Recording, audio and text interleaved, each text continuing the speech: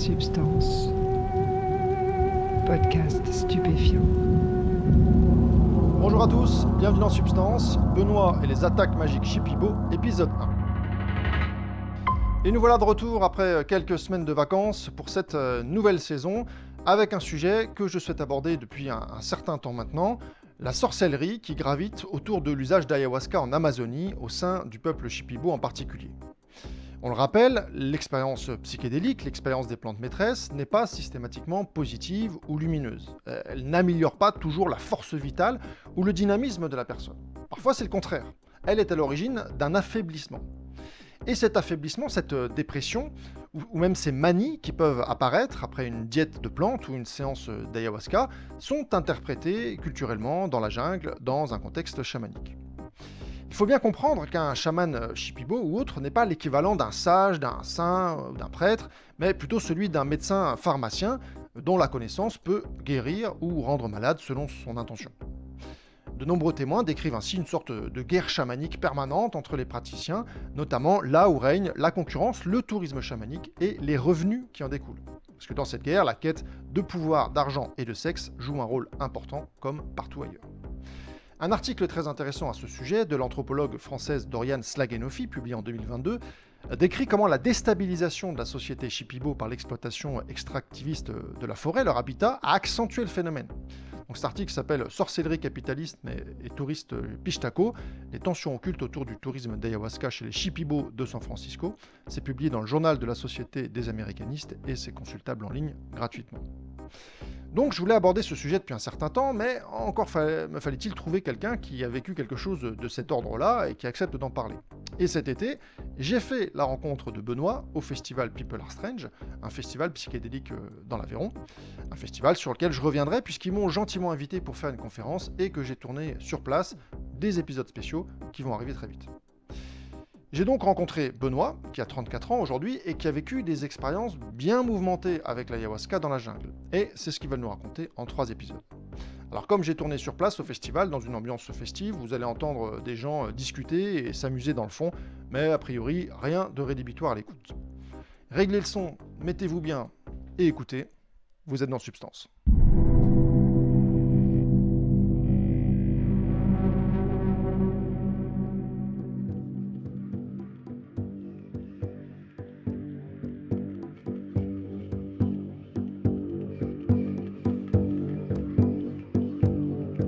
Je suis né dans un milieu très rural, genre Creuse, dans les Combrailles. D'une famille plutôt normale, un père artisan, une mère qui a pu rester au foyer pour éduquer ses enfants. Et sinon, une enfance plutôt banale avec des tensions dans la famille, mais sinon un parcours plutôt normal, mais pas dans les normes. Avec une mère qui nous sort déjà des normes et du coup déjà un peu, on va dire, différent, peut-être un peu plus ouvert à l'école par rapport aux autres. Parcours classique, pétard, après champignons, LSD, et après c'est venu la MDMA et voilà, un peu de cocaïne aussi. La liste classique, voilà. Hein.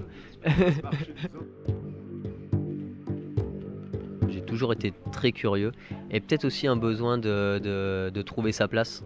Peut-être un complexe d'infériorité, tu vois, parce que j'étais pas bien grand. Et du coup, c'était aussi le moyen de montrer aux autres que je pouvais amener quelque chose.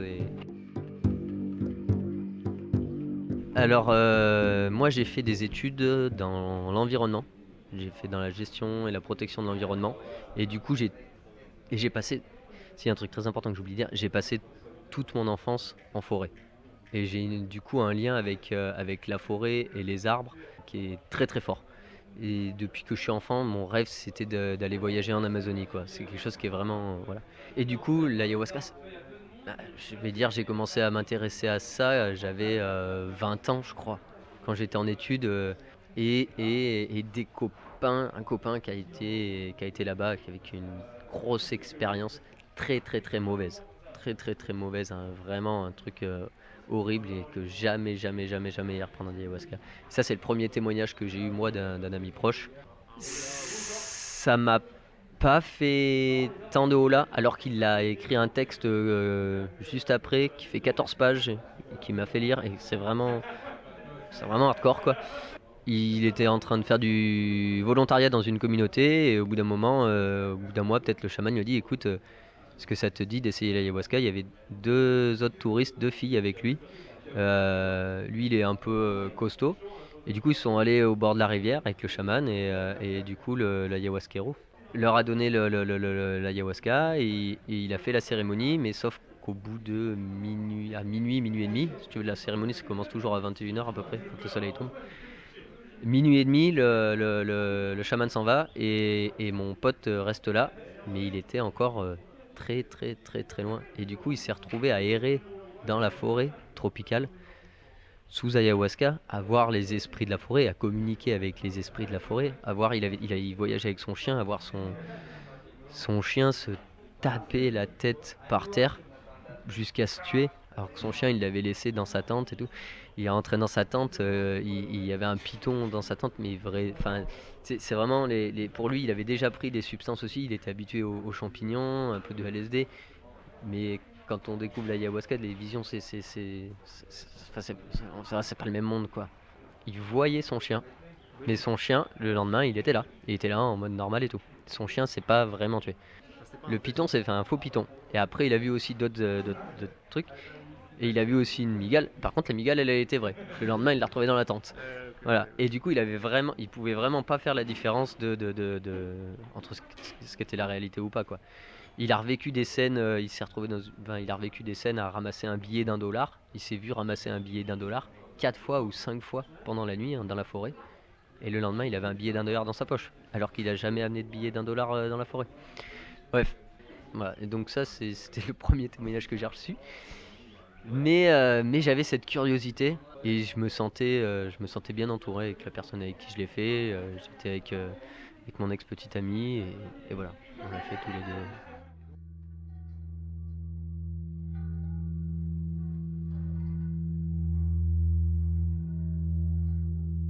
On a rencontré un ami, un Péruvien, qui nous a hébergés dans un super endroit, et puis on est venu à parler d'ayahuasca.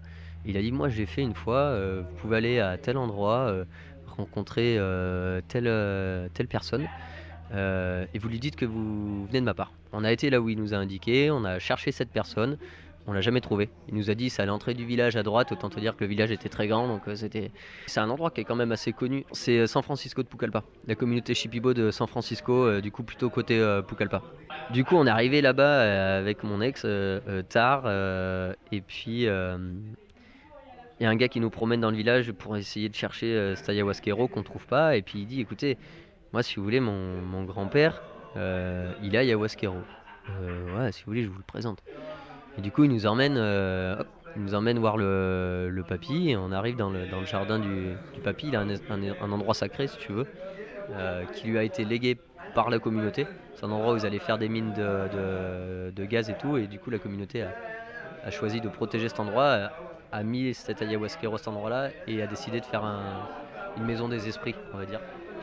Voilà. J'étais chez le grand-père et il a dit c'est simple, il a dit vous voulez le truc à touriste ou vous voulez discuter avec les esprits? Si tu veux le truc à touriste, tu manges pas pendant 2 jours, tu fais la diète basique, voilà, pas de gras, pas de sel, machin. Et puis voilà, autrement tu peux discuter, on va vraiment connecter avec les esprits de la forêt, mais là tu restes 3 mois minimum. Et du coup on lui a dit bah non en fait là c'est dans Noël, c'est Noël dans 2 semaines, nous on a la famille qui vient au Pérou pour faire Noël avec nous, du coup on va faire le truc à touriste. Il était franc le gars quoi, tu vois.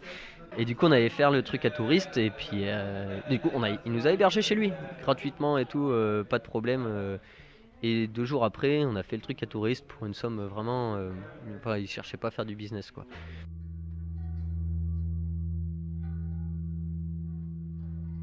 Ça a été ma première relation avec l'ayahuasca quoi. Ça s'est très bien passé jusqu'à ce que je sorte de la Maloca. Parce que du coup, ils nous avaient pas prévenu qu'on pouvait rester dormir. Et ma compagne, ça s'est moins bien passé pour elle. Elle a une grosse crise de panique quand les serpents ont commencé à s'enrouler autour de ses bras. Et du coup, l'ayahuasca était très gentille, elle a tout vomi, et l'effet s'est arrêté direct. Et du coup, elle est rentrée après dans notre cahute, peut-être à 100 mètres, quoi. Et moi, j'ai voulu aller la rejoindre et je suis sorti de la Mayoka. Le chaman n'était plus là pour récupérer tout ce qui sortait de moi. J'ai fait sur moi. Ouais, c'était pas par rapport à une peur, c'était vraiment j'ai purgé, j'ai énormément, eu de gaz et c'était comme si le chaman il les récupérait pendant la cérémonie. Et là, le fait de franchir la porte, si tu veux, et ben c'était plus des gaz, c'est tout sorti à ce moment-là, quoi. Voilà, bref, c'était une purge. C'était une vraie purge, voilà. Et du coup, je me suis retrouvé à devoir faire ces 100 mètres complètement hallucinés dans la forêt. Et là, j'ai énormément pensé à mon collègue qui est resté pendant des heures à pas retrouver son chemin perdu dans la forêt. Et c'est un enfer. C'est un enfer ce qu'il a vécu. Ah non, non, je pensais plutôt à mon collègue. Moi, les 100 mètres, ça a été à peu près. J'ai eu juste une super confiance. Je me suis dit, Benoît, les esprits de la forêt sont là avec toi. Tu vas tout droit, tout va bien se passer. Et ça a été plus ou moins le cas. Mais c'est ça. Tu perds tous tes repères. Et la seule chose que tu as, c'est de faire confiance à tout ce qui t'entoure. Et te dire que t'es pieds nus, t'es dans la forêt, tu sais pas sur quoi tu marches. Enfin, voilà, donc ça, c'est la première expérience. À part ça s'est bien passé. Ensuite, on continue notre voyage. On va faire un trek dans la jungle, du coup, à un autre endroit. Et là, on parle avec les gars du trek dans la jungle et on leur dit qu'on a fait une séance d'ayahuasca, blabla. Et puis, quand ils nous ramènent en pirogue, ils nous arrêtent à un endroit. Ils nous disent, ben, là c'est l'ayahuasquero. Mais on leur avait pas demandé qu'on s'arrête là, tu vois. Et cet ayahuasquero, on le trouve dans des bottes. Je sais pas, il avait 70 ans et il avait les 2 pieds dans la vase en train de creuser un escalier pour mener à la pirogue. Et je dis bonjour, puis je continue à monter, hop, sortir de la rivière, et j'arrive là-haut, et je dis bonjour, je viens voir l'ayahuasquero, et derrière moi j'écoute Yo soy el médico. Donc le petit papy que je venais de croiser, voilà, c'était lui l'ayahuasquero. Et là du coup j'ai dit, lui il me plaît, déjà, bref. Et du coup il nous a dit, pareil, on était là, et on lui dit, bah écoute, là on vient de se faire arrêter et tout, nous on a fait une première cérémonie, on n'est pas contre tenter l'expérience. Il a dit, écoutez, j'ai un groupe de touristes là qui vient ce soir pour prendre des photos, faut que je mette le costume et tout. Il dit, mais vous pouvez rester dormir là, aller planter la tente où vous voulez. Et par contre, on fera ça plus tard, faut que vous fassiez la diète et tout. Et du coup, on est resté, je pense, à peu près une semaine et demie chez lui. Et c'est pareil, il nous a pas fait payer. Moi, j'ai installé, il venait d'acheter un panneau solaire. J'ai fait le montage de ses panneaux solaires et tout. Et on a payé les 3 séances, $50 par séance, ce qui est relativement raisonnable. Et du coup, la relation était vraiment très amicale. Et là, lui, il a dit, il est fonctionné en 3 fois. La première fois, c'est comme une maison. La première fois, il va sortir tous les meubles de la maison. La deuxième fois, il va passer le balai. Et la troisième fois, il remet les meubles. Chose qui est très importante. Et voilà. Et du coup, il a dit... Enfin, on est sorti de là-bas, on était bien. T'as l'impression de mesurer 10 cm de plus. T'es droit comme un i. C'est vraiment... c'est très impressionnant, quoi. Ensuite, on est retourné en France. Moi, j'avais mon grand-père qui était mourant à ce moment-là. Et du coup, j'ai beaucoup été voir pendant mes cérémonies. J'ai passé beaucoup de temps avec lui, à lui parler de la mort. Et ça m'a permis, il m'a attendu quand je suis rentré en France. Je suis arrivé le dimanche midi, je l'ai vu le dimanche après-midi. Je lui ai dit qu'il pouvait mourir et le lundi matin, il est mort. Et bref, c'est... Voilà.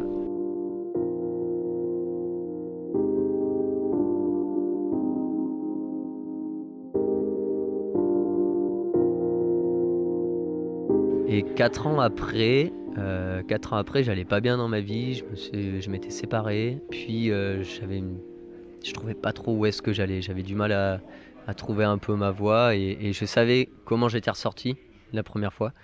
Et du coup, j'ai eu envie de retenter l'expérience. Mais ce chaman-là, il m'avait dit, Benoît, tu veux pas rester plus longtemps? Et je lui avais dit, bah non, en fait, moi j'ai le grand-père qui est mourant, là je suis avec ma compagne, elle a pas envie de revenir. Et ça m'était resté dans le coin de la tête. Je me suis dit, si je change de vie, à un moment, j'en avais parlé avec ma compagne à l'époque, elle m'avait dit, écoute, si tu as envie d'aller passer 3 mois dans la jungle, vas-y, quoi.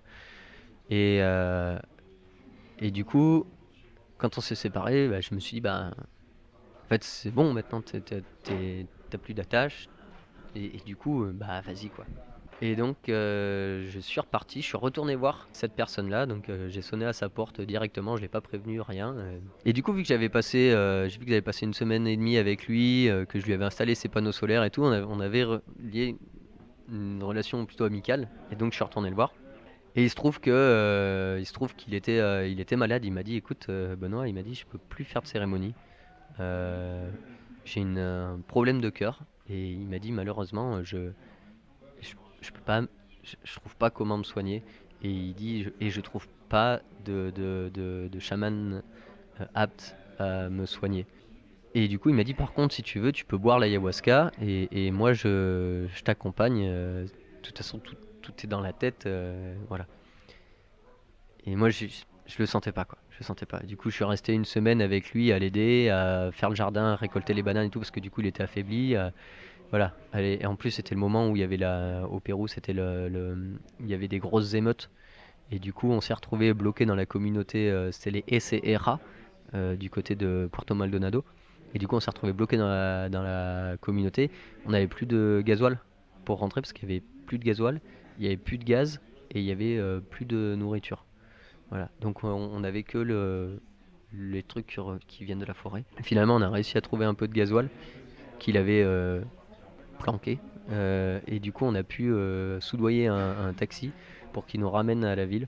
Et là, j'ai fait le gringo et j'ai pris l'avion directement pour partir de Puerto Maldonado.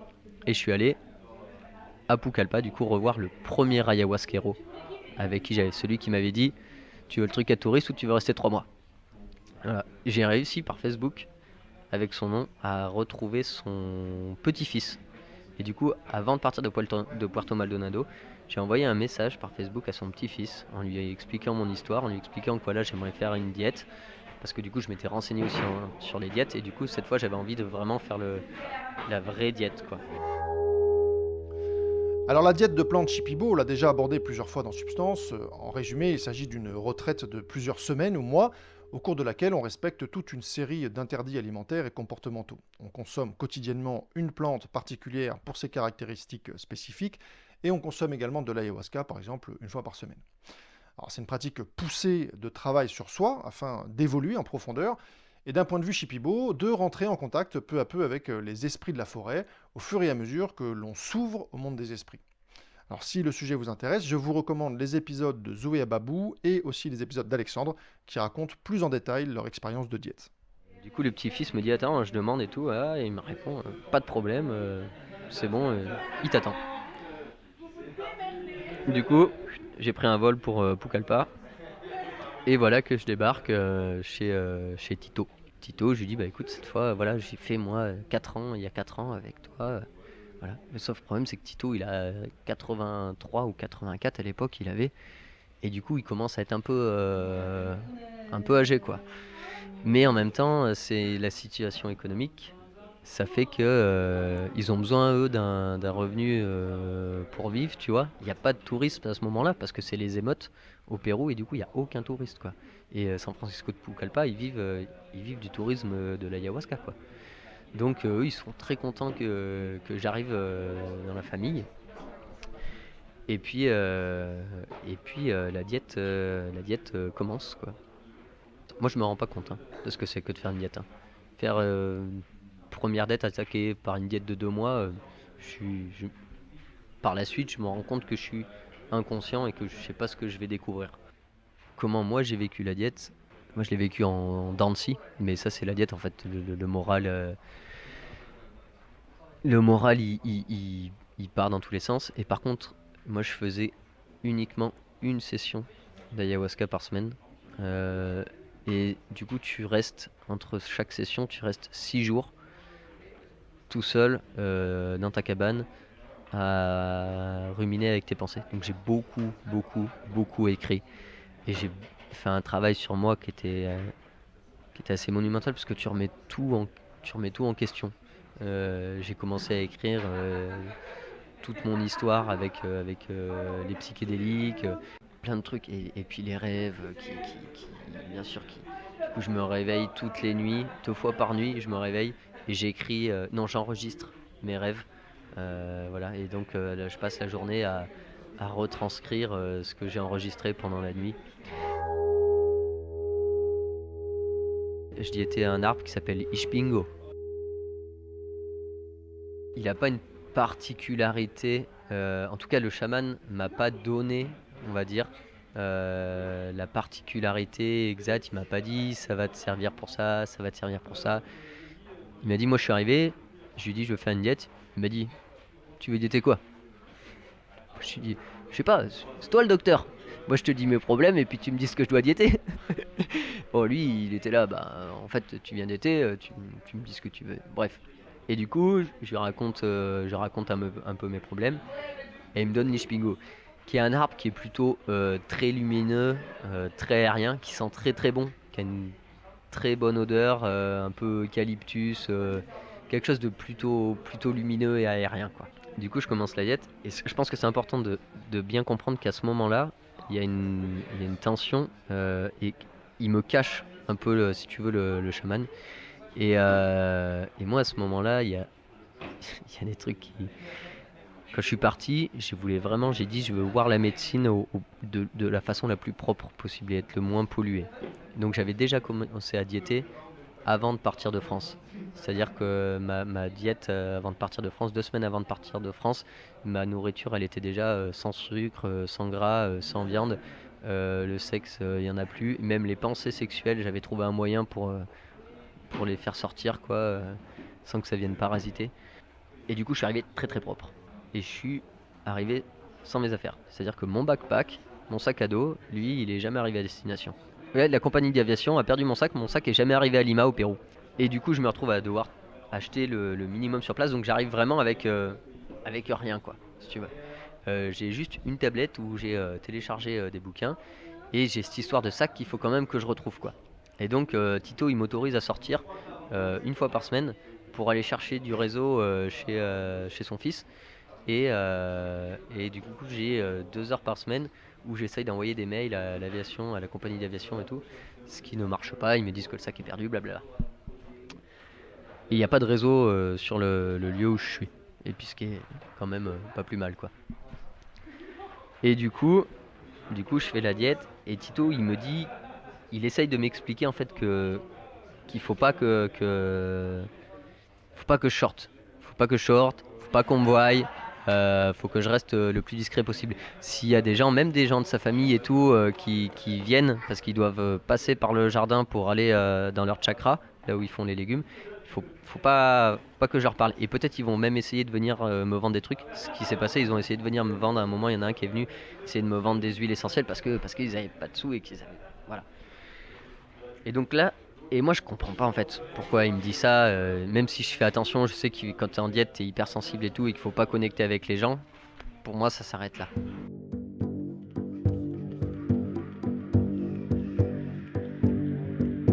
Ce que j'ai compris après, c'était aussi pour pas qu'il y ait d'autres ayahuasqueros jaloux qui essayent de l'emmerder lui, tu vois, pour me récupérer moi. Et du coup, je me suis retrouvé une fois ou deux à côté de chez son fils quand j'y retourné avec des gens qui me demandent avec qui je fais la diète, combien de temps je suis là, tu vois. Et donc moi, je réponds plus ou moins banalement, quoi. Bon, si j'y retournais, je répondrais pas.